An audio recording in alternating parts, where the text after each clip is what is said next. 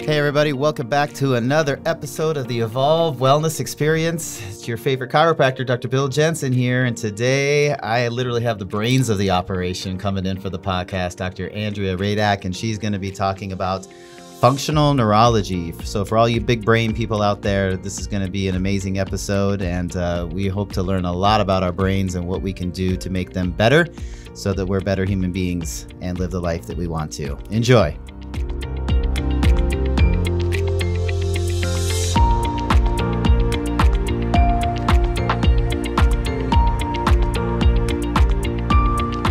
Well, welcome to another episode. I know it's been a little while since we've had a podcast episode here. We've had some technical difficulties with the studio, but they're back on their feet again. And so I was thinking, like, what could we do in order to get back with another amazing episode so that you can learn a little bit more about your body, how to be healthy, and how to function at your best. And so I think when you're talking about those things, I think neurology is the foundation, because what we always talk about in chiropractic is the nervous system is the master system that controls the function of every organ, cell, and tissue in your body. And within the nervous system, the brain is the one. So, Dr. Andrea, welcome to the podcast. Hello. Yeah. So, little background about Doc here. So, she once was on my tables on a regular basis. She was a chiropractic patient of mine, and so I'm proud to say that I now, in my 21 years, have produced 2 chiropractors that were once patients of mine. So, but I think you and your education and the differences that you're going to make to the community are probably the best, I would have to honestly tell you. So why don't you tell everybody a little bit about yourself, your background, where you're from, and how you got to sitting next to me on my podcast today. Absolutely. My name is Dr. Andrea. I'm a local here in Stuart, Florida. Thank you, Dr. Jensen, for having me on your podcast. He is correct. I was one of his patients before I went to chiropractic school, and I came into his clinic one day to be adjusted, and I was frustrated because I didn't know what to do with my life. And I said, Dr. Jensen, I don't know what I'm doing. He goes, be a chiropractor. And I looked at him. Seemed logical. And I thought to myself, okay. And then I did. And I went to Martin County High School, and I did my undergrad at University of Central Florida in Orlando.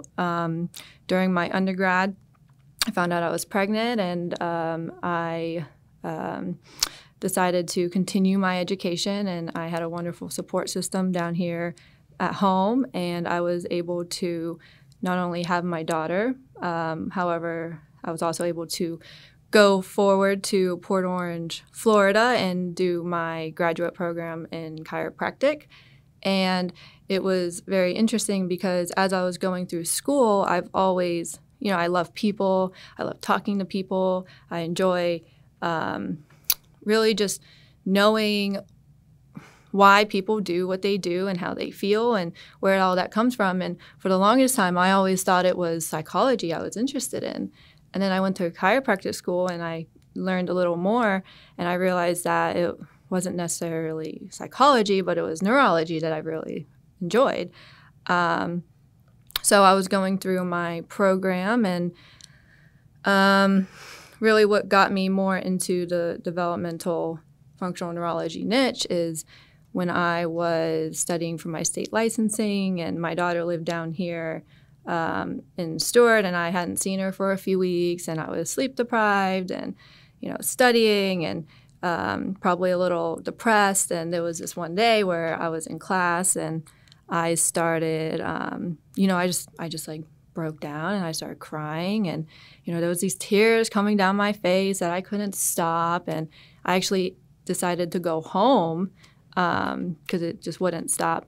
But I'm religious, so when I went home, I was I started praying. I said, why am I here? Because in my mind, I'm like, why am I here studying for 6 tests in a week with my state licensing examinations when I could be home playing with my then 2-year-old daughter?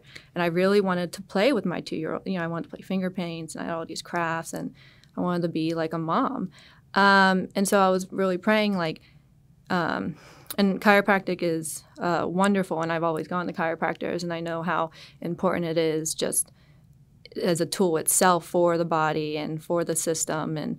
But I thought to myself, I don't want to be like a normal chiropractor. I said, I want to help people that nobody else could help. And I felt like that was something that I could do because, again, I left my child. I was here. I'm very focused and motivated, and I really wanted to help other people. And I didn't know how to help them yet. And so I was praying, and I prayed that, I would go anywhere I had to go and do anything I had to do to be able to do that, basically. And then that fall, 2 months later, because this was in June, so that fall I landed myself in Dr. Malillo's course for childhood neurodevelopmental disorders in Atlanta, Georgia. And I remember sitting there, and I was like, it was almost like the sun came out, and I was thinking, I'm like, this is what I was meant to do. Like, this is what I was, it was what I was meant to do. And since I realized that day, I just started doing it.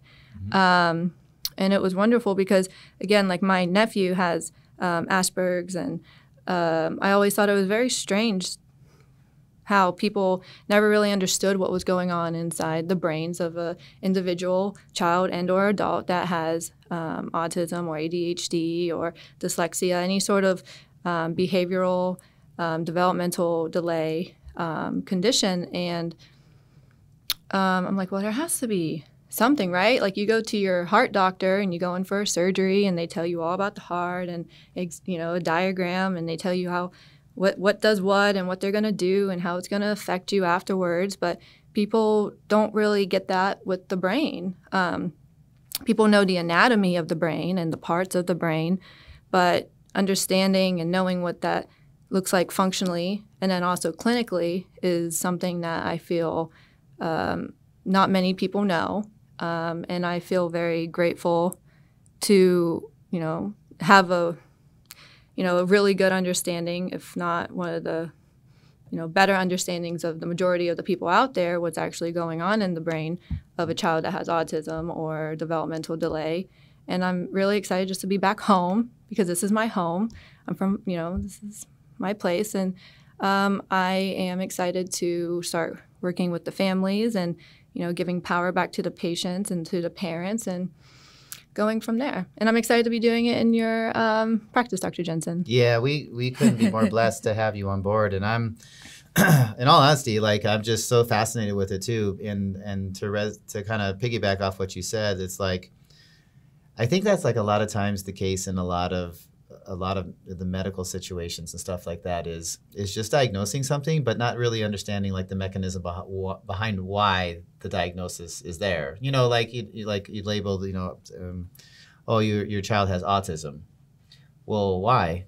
Like what's going on within their brain that is creating this type of expression on a neurological basis, and if we can understand the mechanism behind why that's going on, can we then do something about it rather than just say, oh, they have autism and now that's their diagnosis. So that's the way their life's going to be the rest of their life. So it's amazing. So, yeah, I'm a big believer, obviously, whenever it comes, and just going back to what I do, obviously, I don't nearly get into the neurological levels and assessments and treatments like you do, obviously, but I had a gentleman come in today, who had lower back pain and sciatica. And they said, I went to the doctor and they just said I had sciatica. And I said, okay, why? Well, they didn't tell me why I had it. What did they tell you to do about it? Yeah, they told me to take some medications they prescribed for me and stretch my back out and put heat on it and wait for it to get better. Without knowing why you have it, like what is, okay, maybe you're going to get better, but what are the chances that it's going to come back again?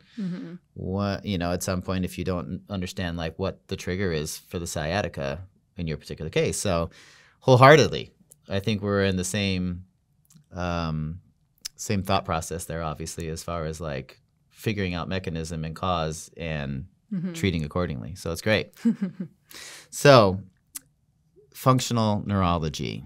Well, let's go back a little bit. So number one, what exactly is functional neurology? And then I guess where did it come from? What is, and then my question, I guess, is like, how does it differ from like traditional neurology? I mean, everybody knows what a neurologist is. I'm sure a lot of people listening have been to neurologists before, but what would be the difference between somebody going to a neurologist to assess somebody like you see versus they come in to see you for you to assess and how your treatments are going to differ?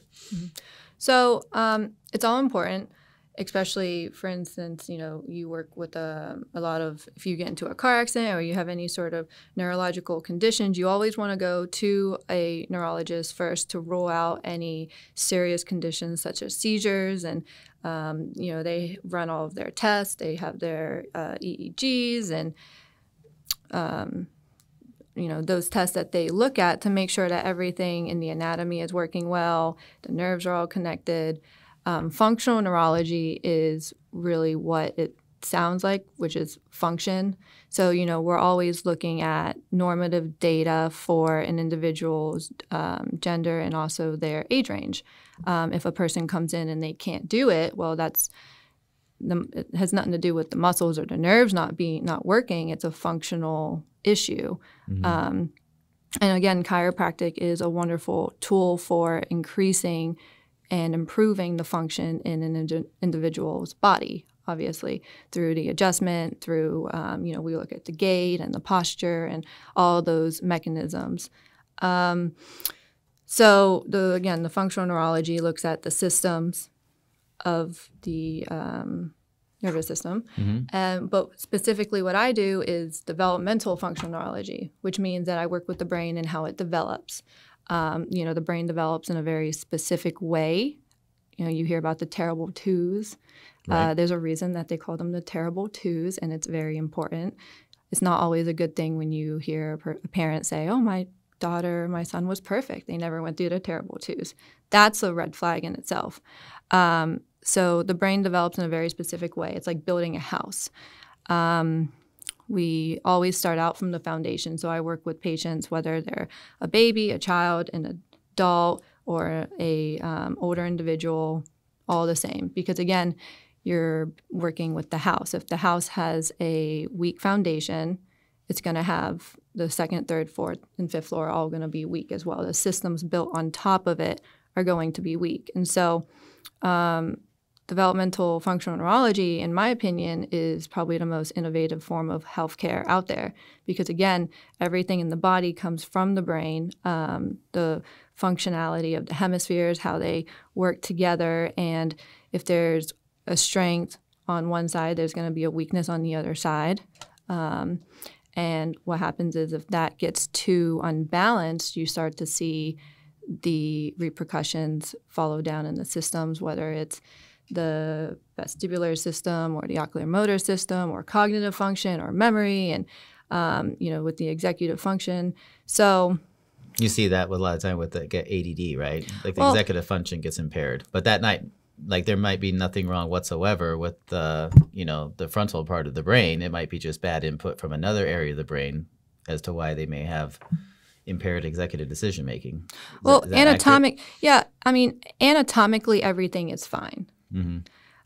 Function, looking at the function, I always look at primitive reflexes first. Again, primitive reflexes are the foundation for brain development. Your primitive reflexes should be gone by the time they're a year old. I've been very lucky to work with some of the best, I would consider the best doctors in the world. I was in Lake Charles, Louisiana, studying with Dr. Daigle, and I got to learn all about spinal cord injuries and concussions and vestibular issues. And then I studied in Austin, Texas with Dr. Brandon Crawford, who I would consider as one of the best in the world at working at pediatric anoxic brain injuries, so drownings, birth injuries.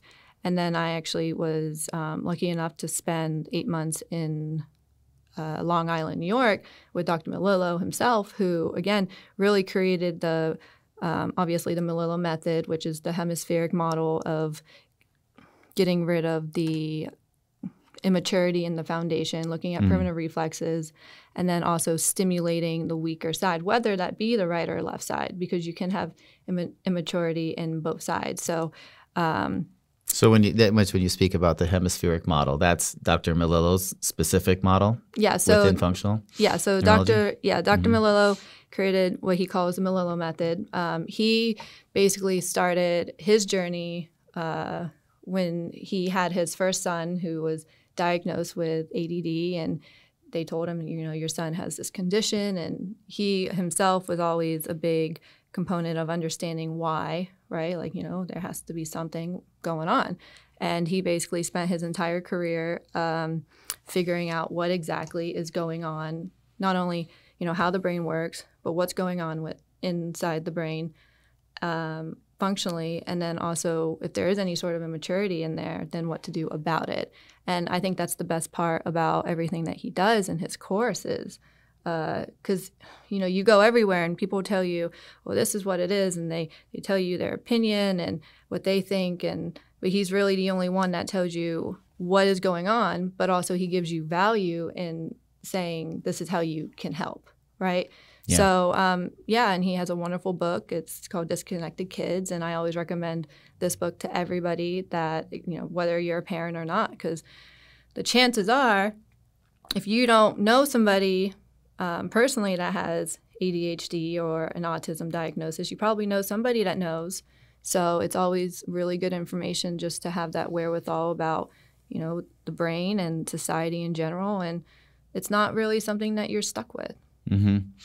Yeah, I always find it interesting too, is that you see a lot of these spectrum disorders like crazy on the rise, and I don't know if you have opinions, as to like why we see that. I mean, like I talk with like people my age, and we always talk about, ADD is just a great example of this. But when you were in school, there was the hyperactive kid, right? But within your class of like 30 kids, like there was one. And now it like seems like when you see, I see parents coming into my clinic all the time, and they bring their kids and stuff like that, and like a fairly large majority of them are diagnosed with ADD or ADHD and are taking medications in order to control those like conditions and stuff like that. So, one would argue like, well, we're just better at diagnosing it now. And I'm like, well, I don't know. I mean, like, so I'm maybe not here today to get into the causality of that and why we're seeing a lot more children with autism and ADD and things like that. But it's encouraging to know and think, like there's people out there like you that maybe have a solution.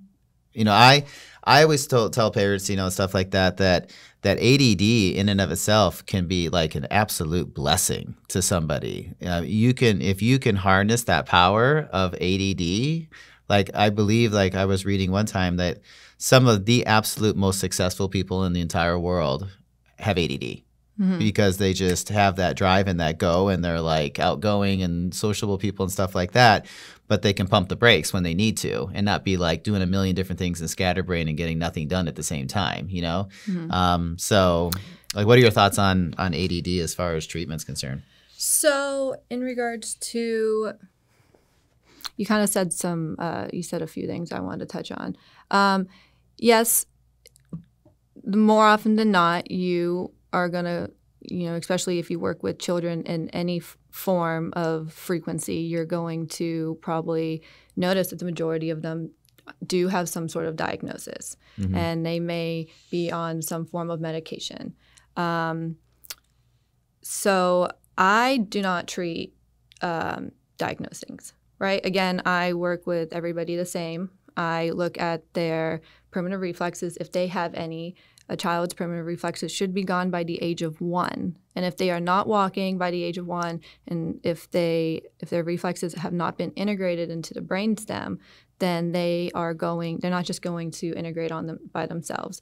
And they are going to that person would be just delayed. Like that's what we call it, right? I mean, that's what a general person call it. Oh, they're not walking. Oh, they're just developmentally delayed. Well, yeah, and if you're not meeting your milestones are very important. They're not just made up, and it's not like you can cancel brain development for your own needs. But what actually is happening too, there's just so many things to say, So when people do research, the majority of the time they look at the average, right? So the average becomes the normative data. So when you get a population or a society where the majority of the children are having delays, unbeknownst to people doing the research that they are delays or why they are not reaching their milestones at the specific point in time, when you get the majority of a population that are delayed in some form, that delay becomes the new normal. And so it's called, like, for instance, Dr. Malillo likes to call it normalizing pathology. And again, it's pretty normal to hear people walk around and say, oh, I have anxiety, or I have OCD, or I have ADD. Now, also, too, you talked about the difference between prevalence and incidence. And actually, I was at Dr. Malillo's course that he has in Dallas this past weekend, and we were actually talking about the autism module, and we were talking about the difference. And the fact of the matter is, and if you look at the research, and it is definitely occurring more. And you can talk to teachers, you can talk to anybody that works with children, and there is a big increase. I mean, not too long ago, it was maybe 1 in 10,000 kids were diagnosed, and now it's 1 in 30. I heard if nothing's changed, it's the same trajectory. I believe in the next 16 to 20 years, it's 1 in 3.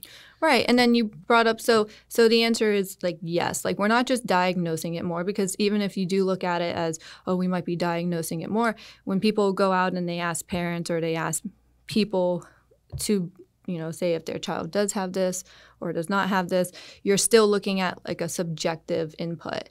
And so you can't really even use that as, hard data. But if you do look at the evidence, it does state that no, where it's not just being diagnosed more, it's actually it's an increase. And I mean, you just look around if you just pay attention, right? Like, look at barbers, or like that was the example Dr. Malillo used, is, really just go out and ask anybody of any sort of profession where they work with people. And again, you're going to notice that they, you see children all the time. Now, you asked the question, why? And the reason why, again, is because all of these issues come from environmental factors. And again, the biggest thing is, I did a talk at my daughter's school regarding this topic, and I named my talk Too Smart for Our Own Development, because again, the biggest issue is I talk to parents, and of course they want to know, why did this happen, and they think that they did something wrong, or that it's genetic, or whatever they've been told. Because the fact of the matter is when you go to somebody and they don't know something, they tell you that either there's nothing that you can do about it, or they just tell you, no one knows. So it's society. Think about it. We're not moving as much as we used to, of course. Technology has increased. Technology actually stimulates the left hemisphere, and people are just getting more and more intelligent. Society in general is moving more toward a left brain society. And the fact is, we give our babies the best parts of ourselves as parents. So when you get a really smart individual and they meet another really smart individual and they have a baby, that baby is basically a super genius baby. So those are the traits that we give our children.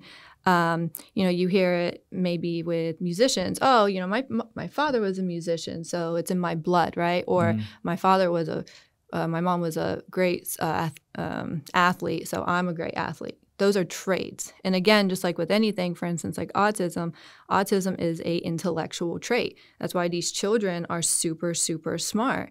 Now, that's the left side of the brain. So what happens is, if these children aren't meeting their milestones, and if that left brain gets ahead at all, because again, when we're first born, for the first 3 years of life, we really should be in that right brain dominant stage.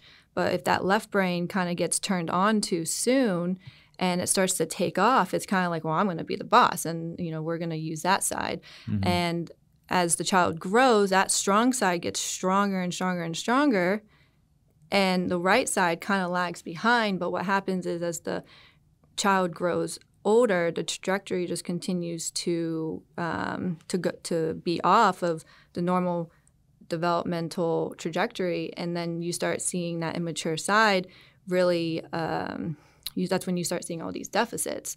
So you see the overactivity of one side and the underactivity of the other side, to the point where that's why you call it, a functional disconnection, because it's a disconnection in the hemispheres. Your hemispheres are supposed to work together to regulate each other and to work as a team. And they both have their own things that they like to do, and they really should be working together. And when they don't work together, and you see like the asymmetry and the systems, that's when you're going to start seeing children that are really, really smart, but they don't have good nonverbal communication. Or, it could be that kid that's a really good reader, but they don't know what they just read.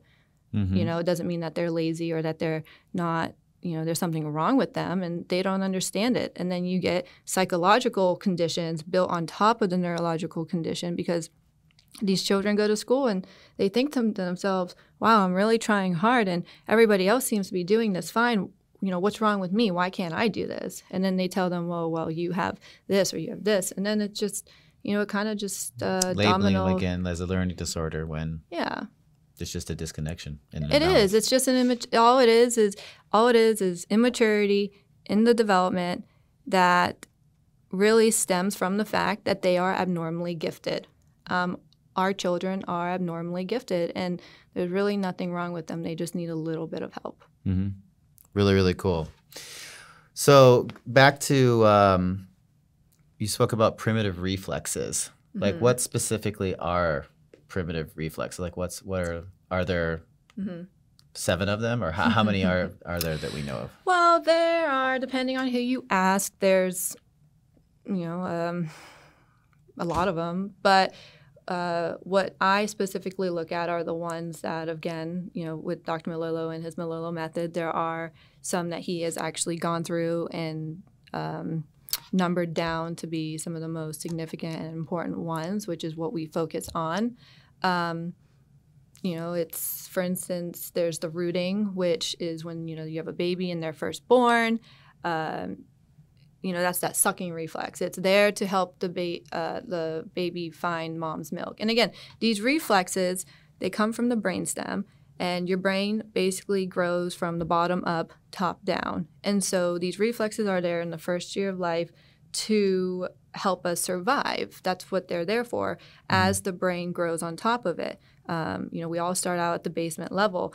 So, for instance, babies that have trouble latching. I mean, honestly, I'm a mom, so I go onto a mommy group, and all I see is imbalances. If you understand how the brain works and what that looks like when it's not working as it should, I mean, you get children that have eczema, you get moms who have latching issues with their children, and it's so frustrating. Personally, for myself, my daughter had latching issues, and it was probably one of the most trying things. It took me a whole month. I almost gave up, but I ended up getting a lactation consultant coming in. And, lo and behold, I was looking at my daughter one day, and she was like 2, and I just started learning all this stuff. And I'm like, And I actually had her tested, and she had all of her reflexes. And in my mind, I'm like, holy mackerel, right? Because, there doesn't have to be anything wrong with the children. I test people all the time, even adults. I love testing primitive reflexes on adults because it's just so common. If you check for the reflexes, and the biggest thing is that people just don't check for them because they assume that they go away. And the fact is that they don't. And I mean, you get an adult, you look at their ATNR, and if their elbow bends, you can't fake that. Mm-hmm. And, call it what it is. But that's a non-integrated primitive reflex. Or, for instance, if you have any sort of brain damage, they can also come back as frontal release signs, because when the brain is damaged or it's under any sort of stress, whether it's with like toxins or damage, then, you have to go back and reintegrate those. Otherwise, you're never going to properly rehab the individual. They might get better at a certain point, but they're never going to fully get back to where they were. So, primitive reflexes are very important because they are the foundation for brain development. They are your basement. They are, you want that to be solid, and they come from your brainstem. The other, I have this sign in my office that I love. It tells you all of your cranial nerves, and your cranial nerves are really important because they're what helps you control your eyes and your vestibular system and your postural control and your taste sensation and your lung function and your gut function. Anything, your brainstem is where we live. It's how we live every single day. And if you have any sort of immaturity, those reflexes live in the brainstem. Now, when you turn a year old, it's like a software system. Those reflexes should be integrated and then allow your brain to function, to go into the new software system and allow higher up development to happen. Yeah, it's an update. So what happens is when they still have their reflexes, when they're not being integrated, then you're stuck in an old software system. And then what happens is, if you're stuck in that old software system, the brain, as it develops, the first, second, third, fourth floor, which actually turns out to be, your core and your postural reflexes and your vestibular system and your eye system and then your cognitive function. And then your brain's supposed to come down and regulate itself and to allow you to get into a very relaxed parasympathetic state. And when that does not happen, that's when you start seeing, if we're not able to get into a parasympathetic state, which is the rest and digest system, we're stuck in a very sympathetic, high alert state, which allows, which then, you see people that have issues with sleeping or digestion or inflammation in their gut or problems going to the bathroom. And it's just it's like an endless cycle. But what it comes back to is the brain and how it's working. Right on. I almost liken it to the fact that you'd have glitches in the software system, obviously, if everything wasn't integrated appropriately and you were able to have a successful update, on your app and things like that. So exactly. Yeah, that's super fascinating. I always think, when I relate to overall health, people want to get into, I want to do this for fitness or I want to do this for a sport or and I say, well, let's go back and just make sure that you're really structurally sound. You've got good balance in your body and you're flexible, good stability, all that stuff, because until we really accomplish that at a really foundational level, we can't expect to get more advanced athletic movements and things like that on top of that without potentially running risk for injury or just not being able to function optimally at your best, And I always say, unless I work with professional athletes. I had one of the Mets players in today, and he's always kind of found out he's getting hung up in his back when he was pitching a lot, And I was just you're a world-class athlete. You're a professional. I mean, you get paid millions of dollars to do what you do, but if you're not good structural mechanics and foundation with your body, from the feet up, then you're going to have issues in your rib cage at this level. So, I was flabbergasted as to why, the Mets don't figure that out because I was you pay people some people over $100 million to play baseball for you. How you don't have the absolute best of the best in the world assessing your athletes to win championships? It's unbelievable. Mets fans out there, I'm sorry that we talk about your Mets team like that. But the Mets are wonderful because the Mets are wonderful. I have a friend who's a absolutely. Mets fan. We do love the Mets at Premier Wellness Centers Mets. for sure. So yeah, let's I guess jump into a little bit about for a listener out there saying wow, this is super fascinating.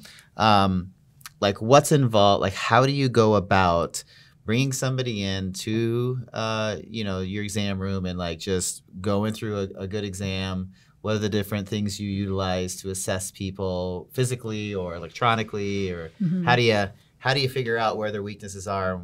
That basically how you're going to put together a treatment plan for them. So again, I work with all of my patients, no matter the age, all of them the same. Which again, I always start with the hemispheric checklist, which Dr. Melillo created, where it really highlights the specific qualities or strengths of either hemisphere and or the weaknesses. And so they'll go through the checklist and they'll check them off. And then at the end, it gives me a pretty good idea of their hemispheric dominance profile. What would be the difference between what would you see somebody right? What's the traits of somebody with right versus the traits of somebody with left? So, that right brain individual, I'm a right brain individual. And so, for instance, those are the right brain's all about feeling your body. So for instance, if you ever get upset and then you feel it in your stomach, that's interoception. Now, That's not me. Well, we're going to get to you. Don't worry. We're going to get to you. Again, clearly left. The right brain is the big picture. Again, remember we talked about the word reading. You might be a really good reader or you might be a bad reader, but you might really have a good main idea, big picture concept.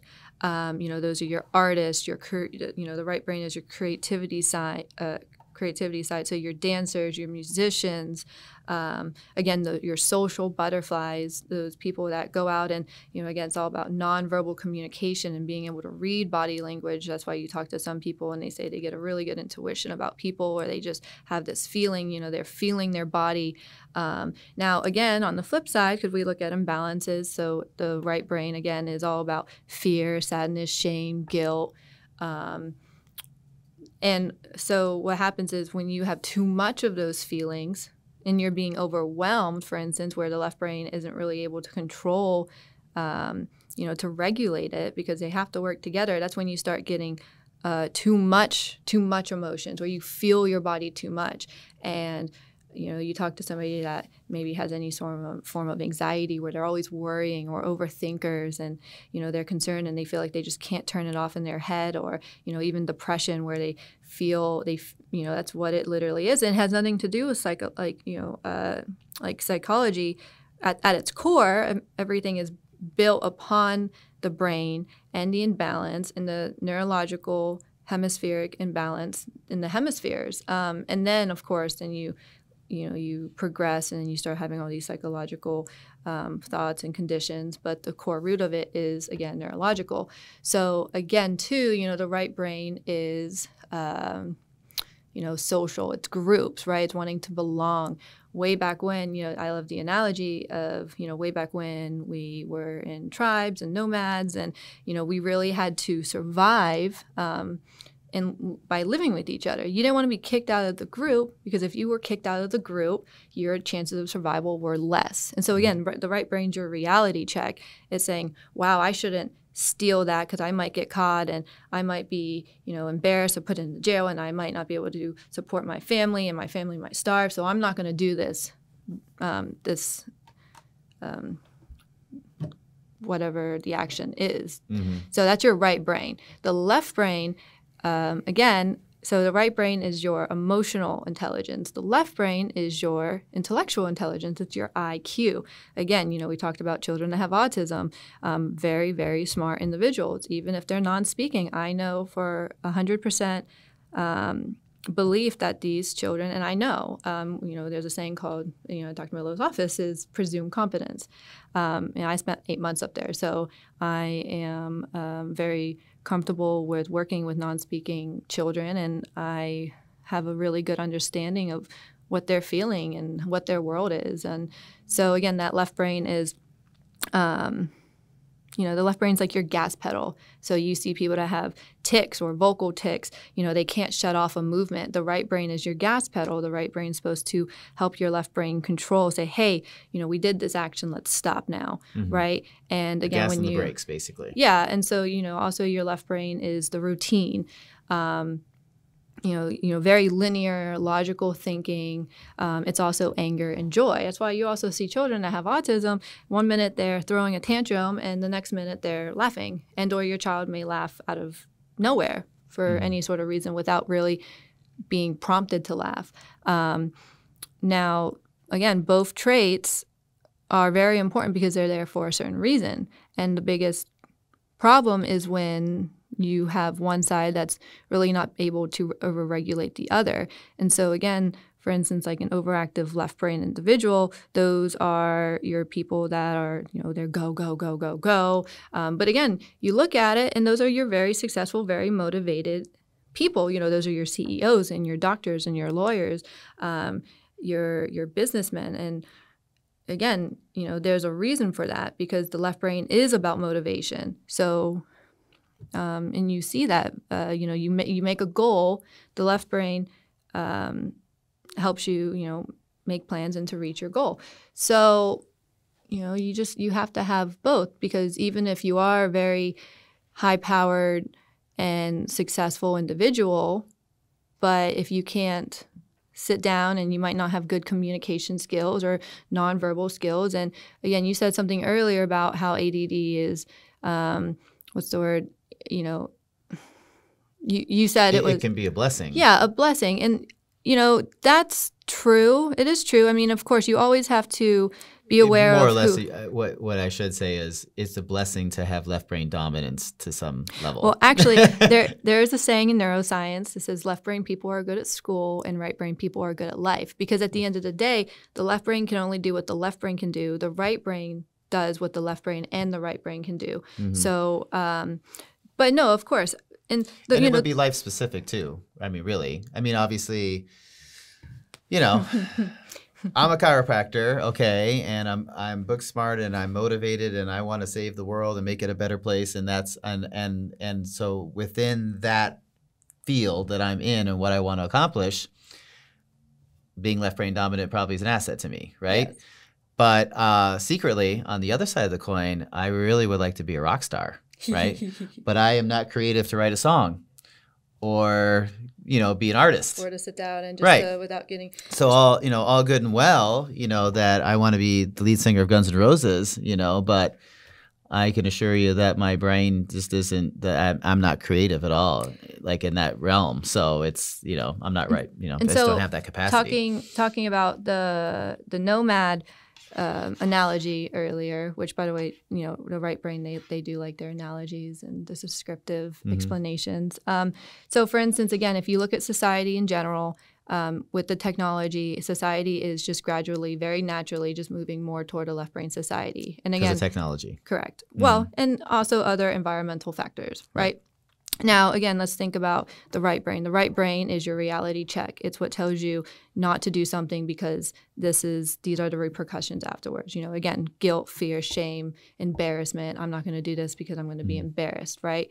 And I don't have those emotions. So for that instance, could get me in trouble. Right. I can. And especially when you get children that are young and they maybe start seeing whether it's video games or just as the right brain makes you feel your body more, it puts you in touch with your body, the left brain is out of your body. So again, you see people, especially maybe children, and you just see they might not get it. Like, we don't want to pinch that person. We don't want to hurt that person because, again, you can never understand an emotion inside yourself, inside someone else if you've never felt it within yourself. And especially if you're growing up and you have your reflexes, you have an overactive left hemisphere, you may not be feeling certain emotions to the extent as, a child that has normal development. Just as if you have an overactive right hemisphere, you might be feeling too much. And so again, it's not good to not have any sort of empathy at all, because then you have children and adults walking around you seeing somebody that's hurt on the ground and they don't do anything about it, or they walk over them. And so you start seeing this gradual, people are just being disconnected from other people because we're slowly being disconnected from our right brain. Mm-hmm.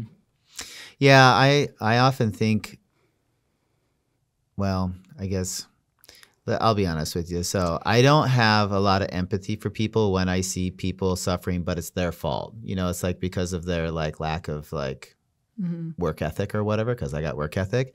I do have empathy for a lot of the patients that we take care of because I was a patient at one point with terrible migraine headaches, and I understand the frustration that occurs to you at any stage of your life when something physically is holding you back from doing something that you want to do. So I use that experience in my life to always really care when somebody walks into my clinic having a problem that they don't want to have anymore. So so I guess that life experience is obviously on a neurological level is helpful for me for being understanding and empathetic in that situation. So yeah, that's all wonderful. I'm talking about the extreme part of that, right. which is where you see, men who may beat their wives, or who, either bully children, or children who take their own lives, and or you see an increase in school shootings. So those are extreme cases. Yeah. But again, having that motivation and aspiration such as you do, obviously you're able to make a successful life helping other people. I mean, what did we talk about the other day? You were telling me kind of about what you do, and it's like you change people's lives. You change people's lives every day. And you changed my life because, you said, you put me on my journey. Well, yeah. I mean, I think I don't know, just life seems to has that way of working itself out and putting you in the right, what may not always seem at the right place at the right time, because life is hard and things happen, right? But eventually, right, you went through a really rough time in school, and then look what happened. You know, you went home, you kind of got grounded back into your home again. You know, you let your brain process it and work yourself through it, and then 2 months later, you're right where you need to be. And that's what the left brain is there for. Again, the left brain emotions are anger and joy. So anger is not thought of as how we think of anger, like where you get mad. Anger is there for when you have a goal and you hit a roadblock. And you ever notice when something you get angry, and that anger is what's supposed to be there to help you push past that roadblock and to continue reaching your goals. I never thought of it that way. Wow, you taught me something new today. So back to your exam. So you go through the checklist, you figure out dominance for hemisphere. You look at primitive reflexes. Yep. First What's thing. next? And then I give them a neurological evaluation where I look at their vestibular system. I look at their vestibular system, for those that don't know what the vestibular system is. Your ears. Ears. So again, you have a right vestibular system, you have a left vestibular system. Problem if you have vertigo or dizziness or imbalance or uncoordinated, Mm-hmm. stuff like that. So we look at that. I also look at your dominance profile. So everything should be on the right side. You shouldn't be picking something up with your left hand and looking through it with your right eye, or really having a mix. Everything should be on the one side. And it might be all on the left side, but again, there are cases where people are naturally left, have a left dominance profile, and that's them. Same side? So if you throw right, kick right, look right, hear right. Your eyes, your ears, your hands, your feet. And so from there, I look at their dominance profile. And again, everything I do is based off objective measurements. So I look at their core. I look at some exercises and see how long that they can last for in specific exercises, and I compare that to their gender and also their age range. So I see where they fall in that category. I also look at their cognitive function. So, it's why it's called developmental functional neurology. So someone comes into my office, I look at their development, I see if there's any immaturity in the system, I find out where that immaturity is, and we look at the normative data, and we get a baseline, and then we get them to progress from there. Super fascinating. All right. So let's talk about then, I don't know, top 5, or what are like the most common conditions that you see coming in these days to you, to other people you've worked with? I mean, you must see like a million different types of, when it comes to neurology, there's a lot. Well, again, but there's like the big ones, yeah? I mean, there's like... My mentor in Louisiana likes to say, someone calls and they answer the phone and, can you help me? And their response is, well, do you have a pulse? Yeah. Because the fact of the matter is, again, you don't have to be, significantly deficient to not have some area that you can improve upon yourself with. So again, honestly, the most common, I work with everybody. You can say I work with any sort of developmental delay, whether that be, again, autism or ADD or dyslexia or sensory processing issues, because, we processing comes in from the left brain. It has to go to the right brain. So if there's any sort of delay in that, you're going to have processing issues. Those are your big right brain individuals. I had processing issues when I was little. I went through speech.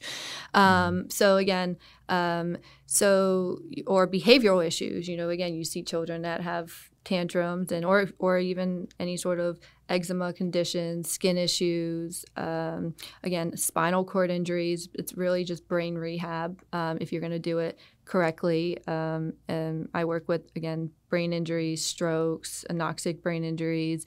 And, I hear all the time, well, how can you work with, this many different conditions, and, they're not all the same, and children and adults aren't the same. And, and that's very true if you're looking at it in different ways. And again, what I look at is I don't work with diagnosings. I work with people in general. So I look at the individual, I look at where they are, I look at their development. If they have any primitive reflexes, that's where you always have to start. And anybody who doesn't start with it is really just missing it. So, I mean, the most common conditions, I mean, I work with people that have any sort of inflammation in their gut, or I work with, I've had AFib patients. I've had, people that aren't able to sleep because, again, if you're stuck in a sympathetic state all the time, like, you're not going to actually be able to lay down and sleep, or digestion issues, or, attention issues, right?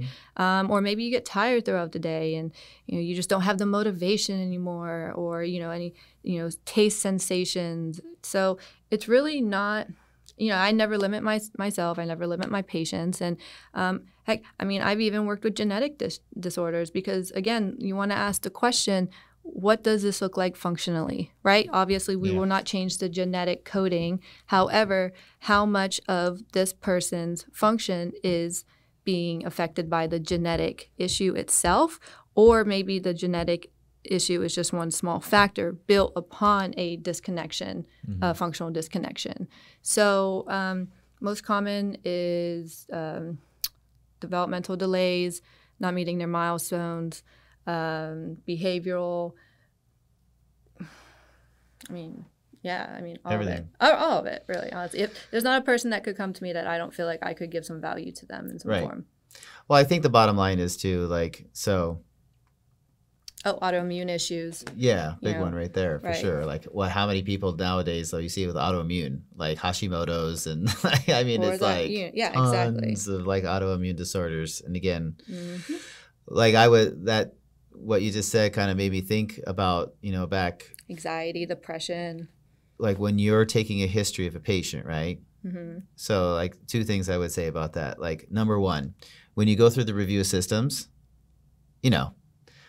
I have weight change, I have depression, I have anxiety, I don't sleep well at night, I have night sweats, the digestive issues, constipation, like, it's like, well, it's in front of you. Are there 13 different things causing that? Well, probably not. They're all somehow, some way linked together, and so on a neurological level or a lifestyle level or a gut level or something, like if you generally just kind of methodically work your way and look at, environment, and you look at neurology, and you look at all that, and you just generally try to make the person healthier and in balance, all those symptoms go away generally, right? It's not like you have to try to figure out like 13 different reasons.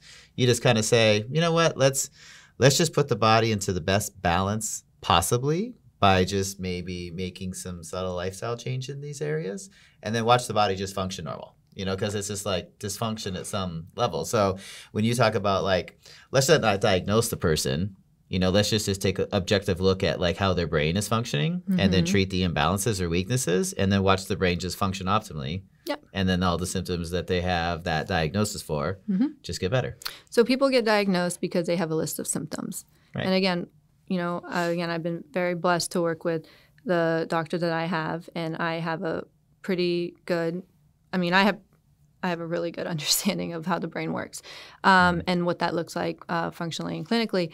But once you understand that, and so if someone's diagnosed based off of symptoms, and you get the brain working as it should, once you improve the connectivity and the function of the hemispheres, then you improve the function of the body, because the body follows suit. Yeah. Mm-hmm. Understood. So so I have a patient. She's an amazing patient. Her daughter, unfortunately, is the victim of a stroke, and she's been dealing with the consequences of that. She has the hemiparesis and like all the other like sequelae associated with the stroke and stuff like that. So, let's just use that one as an example. Like, what type of like results have you seen? Because like obviously, I have another patient who's amazing. I like that dude when he comes into the practice, like is clearly like his left side is just not functioning well, right?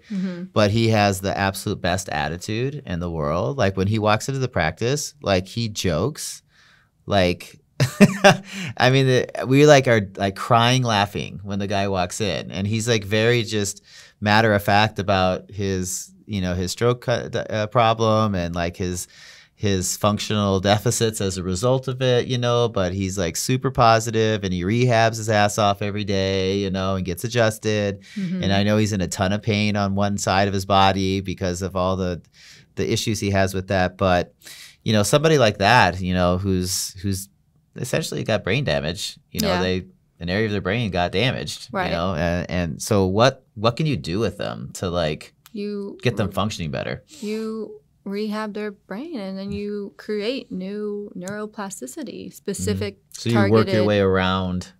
So if someone were to come into me, if they were to have a stroke, first of all, we always take a history, right? Like a developmental history of their childhood, how when them growing up, their childhood, get kind of an idea of were they more of a left brain child, or were they more of left brain, right or left brain child, and obviously then you look at the imaging from the injury itself. Mm-hmm. You take a history in regards to that, and then from there you look at their reflexes, because again, if the brain was injured, you need to always look at primitive reflexes with everybody.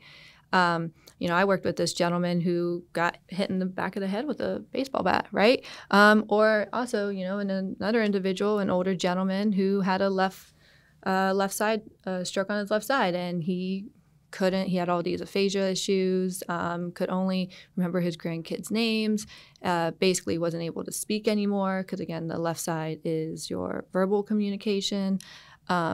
So, again, go back to development, look at where the damage is, whether it be the right or the left side.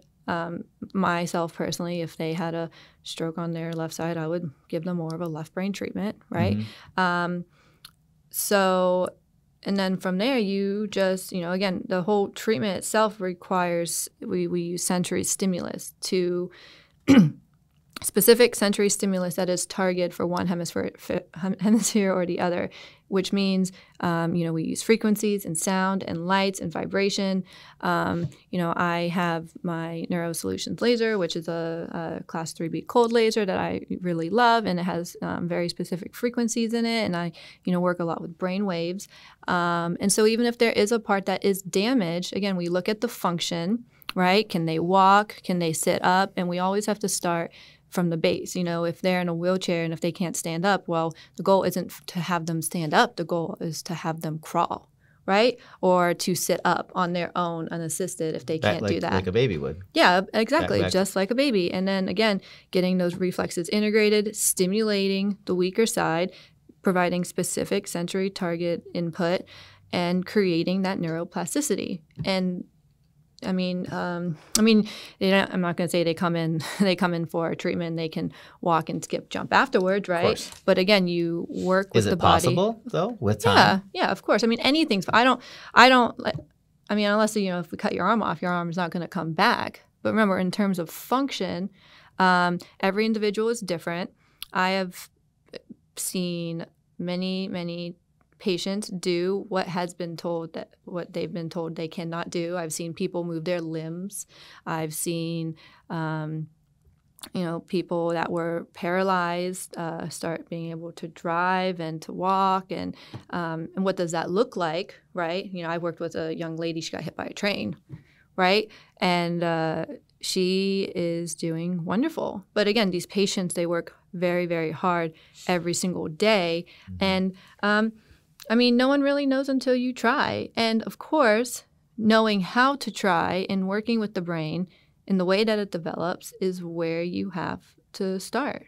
Yeah. So again, is it similar time frames then, as far as like what you'll see? Like, so if somebody loses like the ability to walk as a result of a trauma to their brain, is it years before they could probably get a little better function as a result of that neuroplasticity change? Or is it months? Or is it just an undetermined because everybody's so different, you just really never know until you see how they progress? Or it's important to give your patient goals, right? Realistic goals. And so someone comes in, they can't walk. I wouldn't say the first goal is to walk, right? Giving them small goals to reach, because giving them too big of goals too soon. If they don't reach them, then they get frustrated and unmotivated. And, you always really got to keep it pretty, like, really transparent and honest, and just let them know, like, what we're doing, how we're doing it, and different changes that they can see. And working with developmental children is obviously different working than with a like an actual brain injury. The treatment, of course, is the foundation of it's all the same. However, in regards to time frames, it really depends, first of all, on the extent of the injury. Also, how long have they been like that, right? Because obviously, someone that has a fresh new injury is going to be different than somebody that's been bedridden for 5 years, right? Because, again, you have the atrophy and all of that you have to kind of work against, or it's kind of working against you. Because you have good neuroplasticity, and then you have bad neuroplasticity. And a lot of the times you're kind of fighting against the bad neuroplasticity because, it's that feedback system. So again, timeline, it really just depends on the patient and how much work that they put in daily, right? So the severity of their symptoms, how long have they had these symptoms, and then how much time do they put in a day to get that function back? Because again, anatomically, obviously with a stroke or any sort of brain injury, you are working on that injury itself. But again, building neuroplasticity, the only thing that you have to do to build neuroplasticity is to have a really strong stimulus. You have to have it for a long period of time, and then you have to have it frequently. It's like dancers that just go and learning their dances, or gymnasts, or anybody. They always start out the same, doing one step at a time, and then going through the motion, and then they practice and they do it over and over and over, and then next thing you know, they're doing it and they don't even have to think about it. It's like they're just breathing, and that's what neuroplasticity is. So, I mean, yeah, of course. And I don't... I found that I was reading something about that with, people talk about muscle memory, and it's nothing to do with the muscles themselves. It's pathways. It's the pathway of the neurology. And the reason that, like, professional athletes or dancers or whatever you want to call any type of sport make it look so effortless and easy and are so quick is because as you repeat that over and over and over and over, your body's laying down more and more and more myelin along those nerve roots, and the nerve conduction gets faster and faster and faster. And it's like you got like thick myelin nerve roots, like for professional athletes, because they've done that a million times. Right. Over and over and over, and have reinforced that habit. And when you know how to specifically target it for maybe a specific area of the brain, and then you can even get more specific. You can talk about lobes, like frontal lobes, parietal lobes, temporal, occipital. You can specifically target those lobes, and then you can even go further into it with Brodmann areas, and then really specifically target specific Brodmann areas where that individual needs that strengthening done. So, I mean, there's a lot of different options. So that being said, today we're talking a lot about, deficits. But like you said, at the same time, like a person, maybe myself as a good example, could come in and I overtly would, like I said, okay, if I'm a little bit left brain dominant, but yet that's an asset for what I want to do, but I wanted to be a little bit more creative. I want to try to strengthen that right side a little bit more. You work with plenty of people, big CEOs, big players, stuff like that, professional athletes and all that stuff, to like make them even better and more balanced and all the things that come along with that. So that's what I also definitely want to make sure that our listeners talk about, is like, it's not always about like solving problems. It's about maybe getting optimal output and function. That's exactly, like my daughter. Again, everything that I do on myself, and I do on my own child. And, in the beginning, even my own family, before they really understood what I was doing, because the fact is that nobody really knows this stuff. That's why I was very fortunate to find myself in Dr. Malolo's course when I was in school. And really not too many people, even in the state of Florida or really in the United States, do this, which is another reason, it's a movement. We're trying to get more people to start working with people with the brain-based model. And because obviously there's so many individuals out there who need this help and that can benefit from it.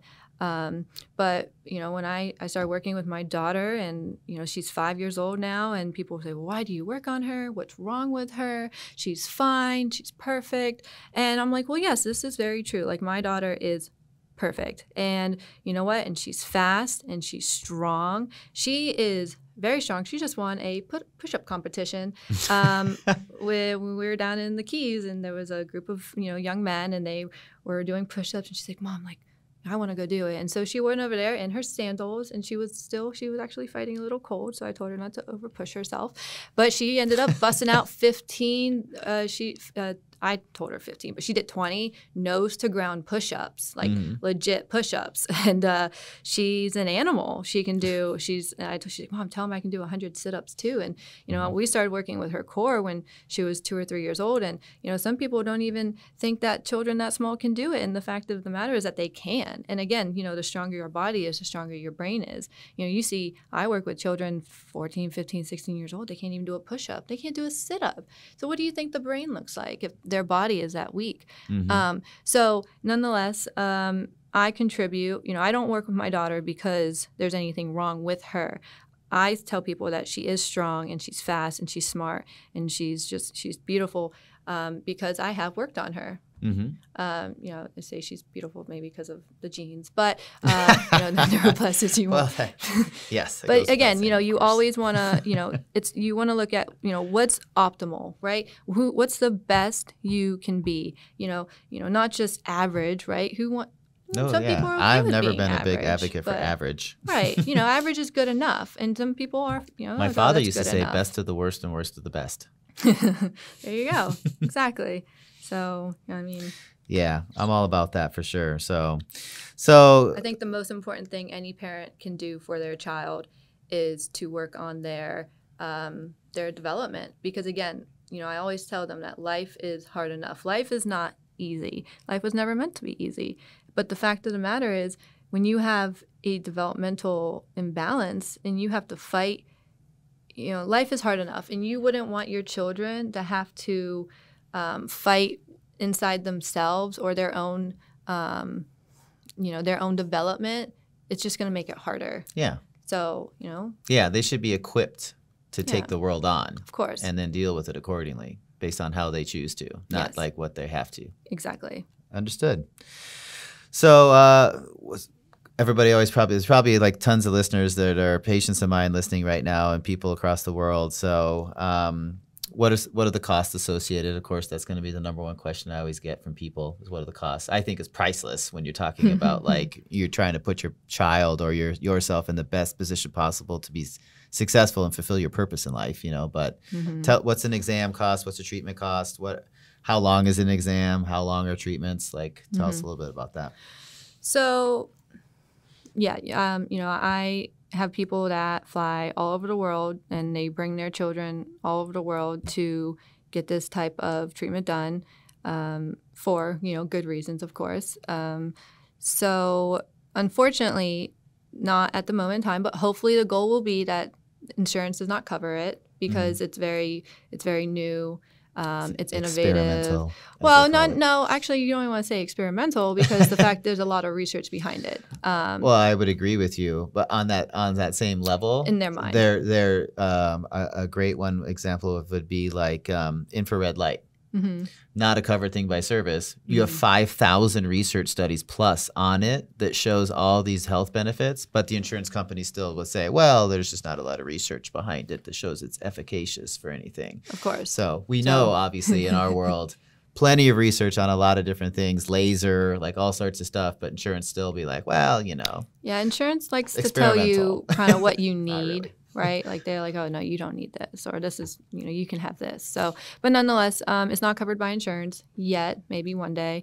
My treatment includes, you come in for an hour and a half, we do your history, I give you an exam, we look at all your objective measurements, I look at your vestibular function, I have some other objective measurements to test because, again, I'm always looking at objective measurements, especially, to get a baseline in the beginning, and then we get to see the progression down the road, and actually, more often than not, it happens, fairly quickly. My personal rate is $300 an hour, so per hour, and I try to keep it as simple as possible, and it's the same for if I work with individuals. I work with patients over in London and in Croatia, and virtually, of course. and they do fly to see me, but again, I try to keep it even. Same fee schedule virtually versus in person, no different? Yep, my exam is a little more expensive because it's an hour and a half compared to the hour treatment. But the goal is not to make it so expensive that people can't afford it. My teachers that I work with, they charge more just because they are who they are, right? Yeah, of course. And they've been in practice for 10 plus years, all of them. And so, those are their rates. And so me just starting, I really, truly feel like my fee is fair for what people are getting and what the value of it is. So the examination is how much? $450. $450 for the exam, and then $300 an hour after that for treatment follow-ups. And then and again, there's different options. I do intensive treatments, which an intensive model is where you come to me for 2 hours a day. So you get an hour of treatment in the morning, you get an hour at night for 5 days. That's a lot of stimulation. I have patients that come and do 1 week or 2 week, or you can do as many weeks as you want basically, but a week is standard. So that's a really good way of ramping up the brain. And then obviously there's equipment to go along with the treatment, because again, we talked about building neuroplasticity. And again, to build neuroplasticity, you need to have a really strong stimulus, which is why, we use the equipment. Now, you have to have it frequently, which is, I give my time recommendations, and then also, so you have to have it done consistently. So, which is again why I recommend for patients, if they really want to get the best results, they get the equipment and they do it at home, and they do it in the evening, they do it in the morning.